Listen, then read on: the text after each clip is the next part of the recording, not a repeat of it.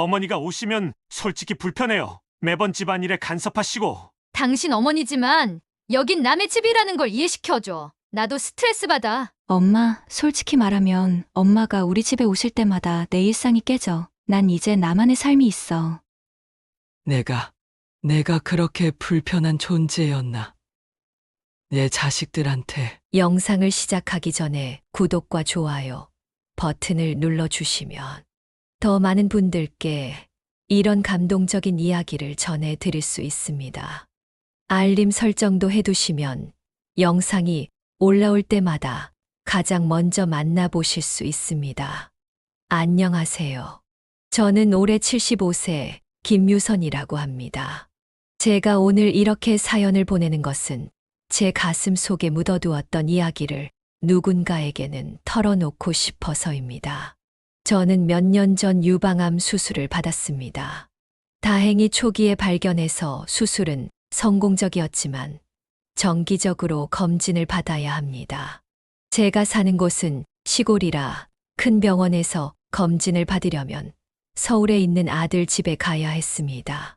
지난달에도 정기검진을 위해 서울로 올라갔습니다. 아들에게는 미리 연락을 했고 아들도 알겠다고 했습니다. 하지만 제가 아들 집에 도착했을 때 집에는 아무도 없었습니다. 문자를 보내니 며느리는 친구들과 약속이 있어서 나갔다고 하더군요. 결국 저는 검사 후 피곤한 몸을 이끌고 몇 시간을 카페에서 보내야 했습니다. 며느리가 돌아온 것은 저녁 8시가 넘어서였습니다. 그제야 저는 아들 집에 들어갈 수 있었습니다. 며느리는 어머님, 오래 기다리셨죠? 죄송해요. 라고 말했지만 그 말에 진심이 느껴지지 않았습니다. 다음 날 아침 저는 화장실에 가려고 방에서 나왔다가 우연히 아들과 며느리의 대화를 듣게 되었습니다. 그 순간 제 심장이 멈추는 것 같았습니다. 어머니가 우리 집에 오시는 게 솔직히 불편해. 어떻게 하면 덜 오시게 할 수 있을까? 아들의 목소리였습니다. 나도 그래. 내가 아무리 시어머니라고 해도 여긴 남의 집인데 마음대로 오시고 자고 가시니 정말 부담스러워. 며느리의 목소리가 차갑게 들려왔습니다.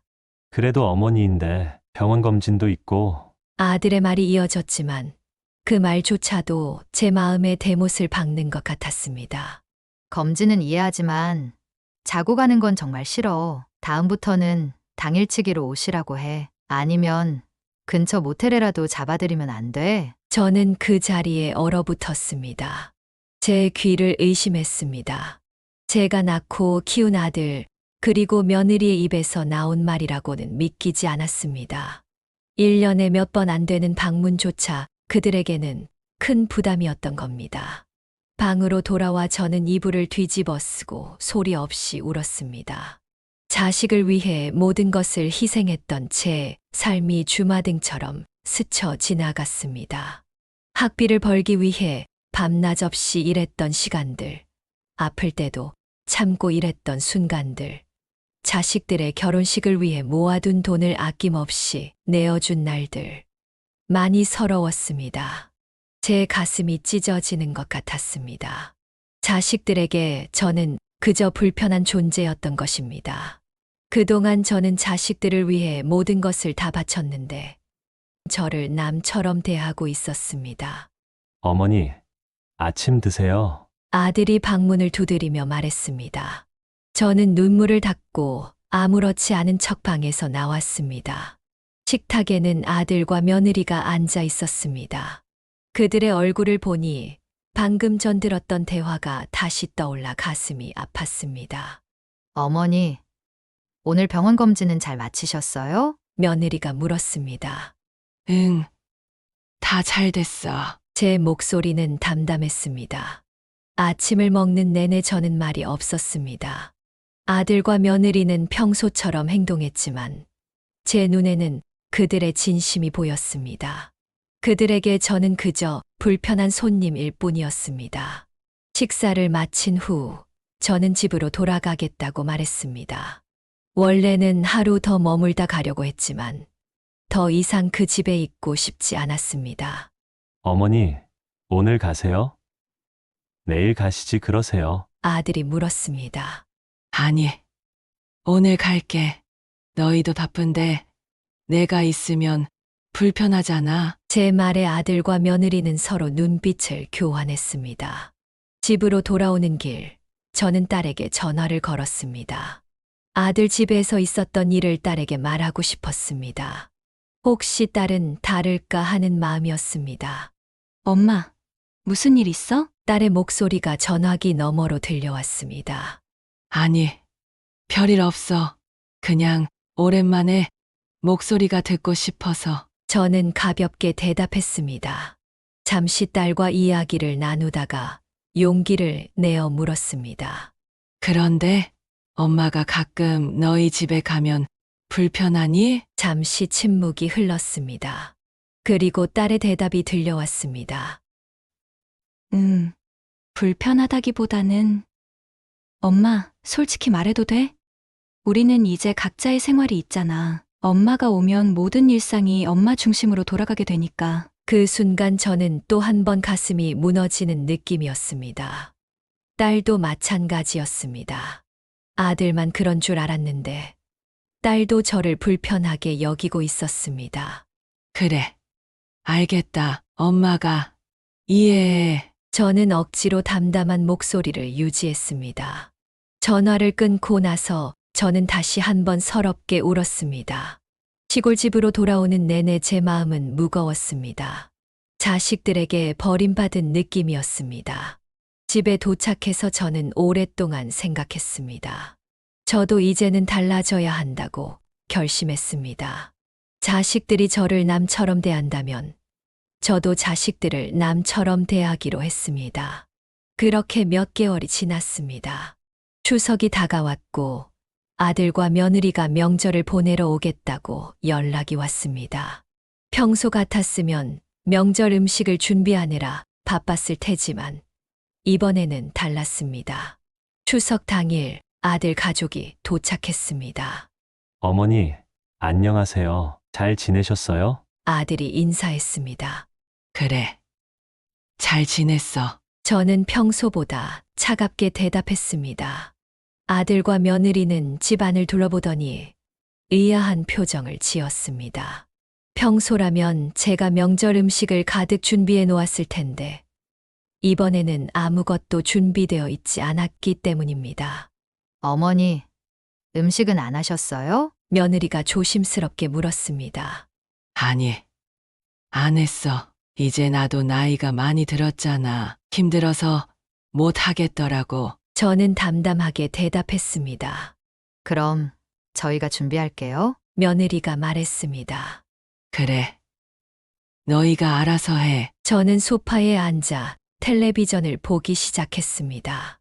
아들과 며느리는 당황한 기색이 역력했습니다.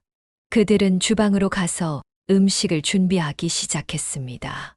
평소라면 제가 나서서 도와주었을 텐데 이번에는 그러지 않았습니다. 식사 시간이 되어 간신히 차린 음식을 먹으면서 아들이 물었습니다. 어머니, 요즘 건강은 어떠세요? 병원은 가셨어요? 잘 지내. 병원은 이제 혼자 다녀. 너희 집에 가면 불편하다고 하던데.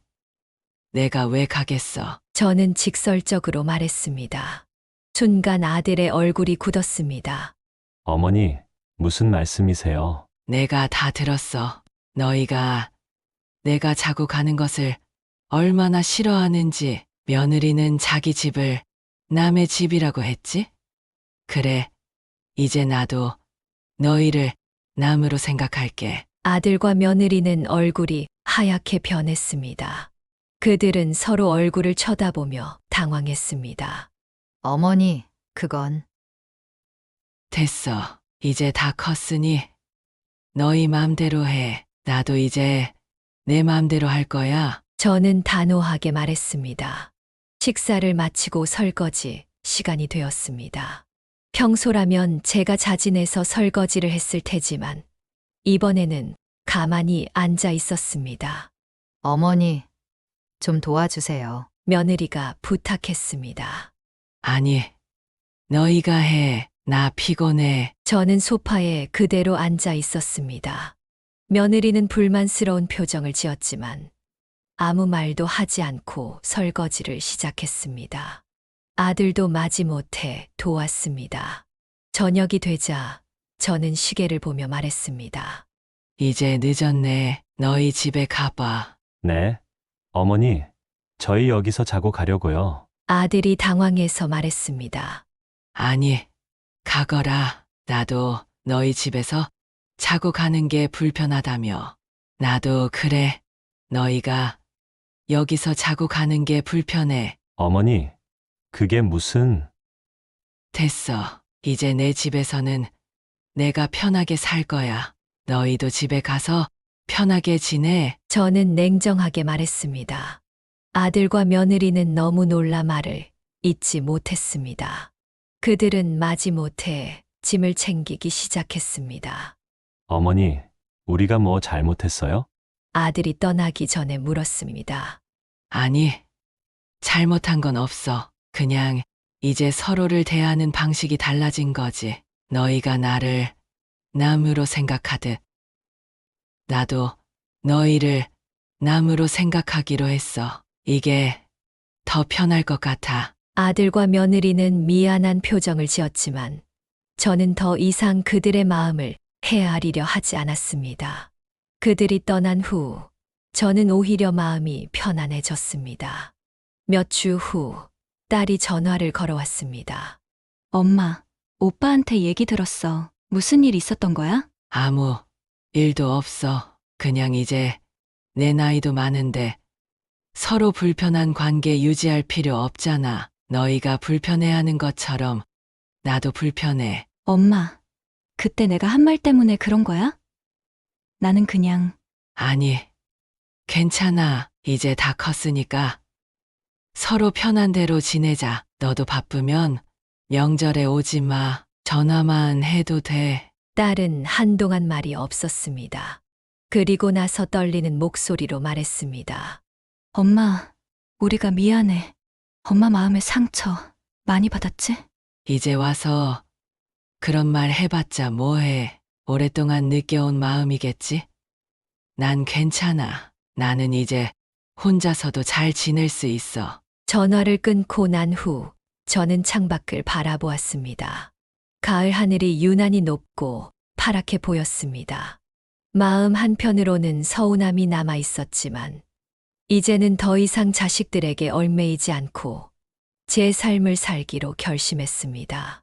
그 후로 아들과 딸은 자주 연락을 해왔습니다. 예전과 달리 더 자주, 더 다정하게 전화를 걸어왔습니다. 하지만 저는 이제 그들에게 기대하지 않았습니다. 그들의 관심이 진심인지 아니면 죄책감 때문인지 알 수 없었고 더 이상 알고 싶지도 않았습니다. 제 마음 속에서 자식들은 이제 가족이 아닌 남이 되었습니다. 그들이 저를 대했던 것처럼 저도 그들을 대하기로 했습니다. 물론 완전히 관계를 끊은 것은 아닙니다. 그저 더 이상 기대하지 않고 더 이상 상처받지 않기 위한 방어였습니다. 어느 날 아들에게서 전화가 왔습니다. 어머니, 다음 주에 제가 시간이 되는데 좀 찾아뵈도 될까요? 왜? 무슨 일 있니? 저는 무심하게 물었습니다. 그냥 어머니 얼굴 보고 싶어서요. 그래? 별일 없으면 굳이 올 필요 없어. 나 잘 지내니까. 어머니, 정말 저희가 많이 잘못했어요. 용서해 주세요. 저는 잠시 침묵했습니다. 한편으로는 아들의 진심 어린 사과가 기뻤지만 다른 한편으로는 이미 상처받은 마음이 쉽게 치유되지 않았습니다. 알았어. 오고 싶으면 와. 하지만 내가 뭘 해줄 거라고 기대하진 마. 그렇게 말하고 전화를 끊었습니다. 사실 저는 아들이 오길 바랐습니다. 하지만 더 이상 제 마음을 쉽게 내보이고 싶지 않았습니다. 그 주 토요일 아들이 혼자 찾아왔습니다. 며느리는 오지 않았습니다. 어머니, 안녕하세요. 아들이 조심스럽게 인사했습니다. 그래. 잘 왔다. 저는 평소와 같이 대했습니다. 아들은 작은 선물 봉투를 내밀었습니다. 어머니 좋아하시는 건강식품이에요. 고맙다. 저는 간단히 말하고 봉투를 받았습니다.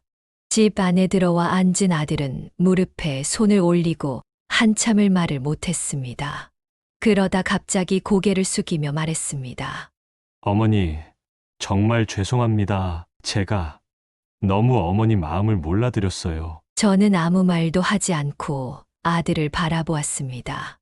제가 어머니 마음을 많이 상하게 했다는 걸 알고 있어요. 그날 말한 거 정말 진심이 아니었어요. 그저 순간적인 불만이었는데 사람은 순간에 진심을 보인다더라. 저는 담담하게 말했습니다.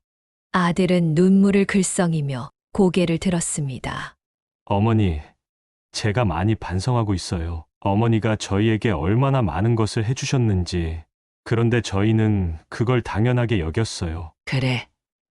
자식들은 부모의 사랑을 당연하게 생각하지. 하지만 나도 이제 나이가 많이 들었어. 나도 내 삶이 있고 나도 편안하게 살고 싶어. 네, 어머니. 앞으로는 제가 더 자주 찾아뵙고 어머니 말씀도 더 잘 들을게요. 저는 잠시 아들을 바라보았습니다. 그의 눈에는 진심이 보였습니다. 하지만 저는 쉽게 마음의 벽을 허물 수 없었습니다. 말로만 하지 말고 행동으로 보여줘. 나는 이제 말보다 행동을 믿을 거야. 그날 이후 아들은 정말로 변했습니다. 일주일에 한 번씩 전화를 하고 한 달에 한 번은 꼭 찾아왔습니다. 며느리도 함께 오기 시작했고 예전과 달리 진심으로 저를 대하는 것 같았습니다. 딸도 마찬가지였습니다. 더 자주 연락하고 더 자주 찾아왔습니다. 그들의 태도가 변하자 제 마음도 조금씩 누그러졌습니다. 하지만 완전히 예전으로 돌아가지는 않았습니다. 엄마, 이번 주말에 우리 집에 와서 하루 묵고 갈래? 애들이 할머니 보고 싶어 해. 어느 날 딸이 제안했습니다. 그래? 글쎄, 내가 가면 불편하지 않을까? 저는 여전히 경계를 풀지 않았습니다. 엄마, 정말 미안해.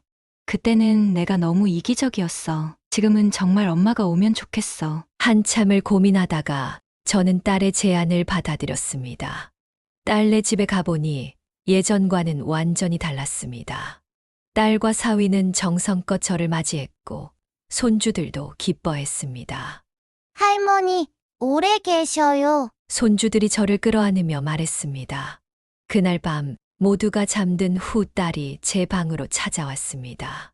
엄마, 자? 딸이 조용히 물었습니다. 아니, 안 잤어. 저는 일어나 앉았습니다. 딸은 제 곁에 앉아 제 손을 잡았습니다. 엄마, 정말 미안해.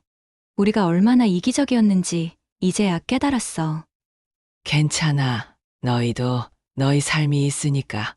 아니야, 엄마. 우리가 잘못했어. 엄마가 우리에게 얼마나 많은 것을 해줬는지. 그런데 우리는 그걸 당연하게 생각했어. 딸의 눈에는 눈물이 고여 있었습니다. 저도 마음이 복잡해졌습니다. 엄마, 이제부터 우리가 엄마를 더 잘 모실게. 엄마가 우리에게 해준 것처럼 이제는 우리가 엄마한테 해줄게. 저는 딸의 손을 꼭 잡았습니다. 아직도 마음에는 상처가 남아 있었지만 조금씩 치유되는 느낌이었습니다. 그렇게 시간이 흘렀습니다. 자식들은 정말로 변했습니다. 더 자주 연락하고 더 자주 찾아왔습니다. 저도 점점 마음의 벽을 허물기 시작했습니다. 하지만 완전히 예전으로 돌아가지는 않았습니다. 이제 저는 자식들에게 너무 의지하지 않았고 저 자신의 삶을 더 소중히 여겼습니다. 병원에 갈 때도 혼자 가거나 친구와 함께 갔습니다. 자식들에게 부담을 주지 않으려고 했습니다. 어느 날 아들이 찾아와서 말했습니다. 어머니, 이제 서울로 올라오세요. 저희가 어머니 모실게요. 아니야. 난 여기가 편해. 내 친구들도 여기 있고 저는 단호하게 말했습니다. 그럼 저희가 더 자주 내려올게요. 어머니가 편하신 대로 하세요. 자식들의 태도가 변하자 저도 조금씩 마음을 열기 시작했습니다. 하지만 이제 저는 더 이상 자식들에게 모든 것을 기대하지 않았습니다. 저 자신의 행복을 스스로 챙기는 법을 배웠습니다. 75세의 나이에 새로운 취미도 가졌습니다. 노인대학에 등록해서 그림도 배우고 노래도 배웠습니다. 친구들과 여행도 다녔습니다. 자식들만을 위한 삶이 아닌 저 자신을 위한 삶을 살기 시작했습니다. 지금 생각해보면 그때의 아픔이 오히려 저에게 새로운 삶을 알려준 계기가 되었습니다. 물론 자식들에게 상처받은 기억은 아직도 가슴 한편에 남아있지만 이제는 그 상처도 제 인생의 일부로 받아들이게 되었습니다. 이제 저는 자식들과 적당한 거리를 유지하며 지내고 있습니다. 너무 가깝지도 너무 멀지도 않게 그들에게 제 모든 것을 바치지 않고 저 자신을 위한 시간과 공간을 확보했습니다. 추석이나 설날 같은 명절에는 함께 모이지만 평소에는 각자의 생활을 존중합니다. 전화로 안부를 묻고 가끔씩 만나 식사를 하는 정도로 관계를 유지합니다. 자식들도 이제는 저를 더 이상 당연한 존재로 여기지 않는 것 같습니다. 오히려 더 소중히 여기고 더 감사하게 생각하는 것 같습니다. 제가 한 번 선을 그으니 그들도 그 선을 존중하게 된 것 같습니다. 엄마, 정말 요즘 좋아 보여. 딸이 얼마 전에 말했습니다. 그래. 나 지금 정말 행복해. 내 삶을 내가 주도하니까 더 행복한 것 같아. 저는 진심으로 대답했습니다. 이것이 제가 75세에 깨달은 인생의 진리입니다. 자식들을 위해 살다 보면 정작 자신을 잃을 수 있다는 것. 그리고 나 자신을 위해 살 때 비로소 진정한 행복을 찾을 수 있다는 것. 자식들에게 기대하지 말고 스스로 행복을 찾으세요. 나이가 들어도 새로운 시작은 가능합니다. 저처럼 75세에 새로운 삶을 시작할 수도 있어요. 물론 자식들과의 관계를 완전히 끊으라는 말은 아닙니다. 그저 적당한 거리를 유지하면서 서로를 존중하는 관계를 만들어가는 것이 중요합니다. 저는 이제 자식들의 집을 남의 집이라고 생각하지만 그들도 제 삶을 존중해 주길 바랍니다. 서로가 서로를 가족이면서도 독립된 개인으로 존중할 때 진정한 가족의 의미를 찾을 수 있다고 생각합니다. 이 사연을 들으시는 분들 중에 저와 비슷한 상황에 계신 분들이 있다면 용기를 내세요. 그리고 자신의 행복을 위해 살아보세요. 75세인 저도 할 수 있었습니다. 여러분도 분명히 할 수 있습니다. 여러분도 이 영상을 보시고 용기를 내어 새롭게 시작하시고 싶은 분이 있다면 댓글로 여러분의 이야기를 들려주세요. 구독과 좋아요, 알림 설정까지 해주시면 더 좋은 영상으로 보답하겠습니다. 노후일 이야기였습니다. 감사합니다.